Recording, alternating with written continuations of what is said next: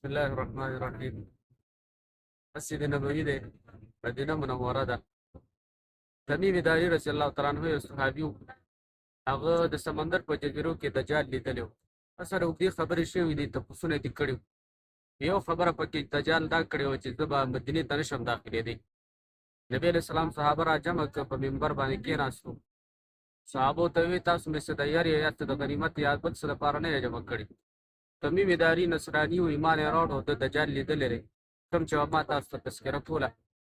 او دجال پکې دا ویلي دی چې زه مدینې ته نشم تللی. دې خبر له چې د تمیم داري راورسېدو، نبي علیه السلام سره مسا مبارکه و، هغې درې ځله د منبر له راواچولو، ویې فرمایل چې انها طیبه انها طیبه انها طیبه، یقینا دا پاک ځای دی، دا پاک ځای دی او دا پاک ځای دی، دلته دجال نشي راتلی. مدینه منوره د فتنو نه پاکه ده. حدیث کې راځي ان الایمان یعرض الی المدینه کما تعرض الحیة الی جحرها. ایمان په اخره زمانه کې مدینې ته داسې راټول شي لکه مار چې خپلې سوړې ته واپس راټول شي. او نسائی کې حدیث کې نبی علیه السلام فرمایي د چا چې وس کېږي چې آخري ژوند مدینه کې تیر کړي او وفات هم دلته وشي او بقي کې دفن شو، نو زه به شفاعت کوم.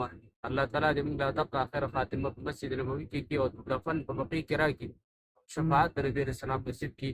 اللهم صل وسلم وبارک علی نبینا محمد.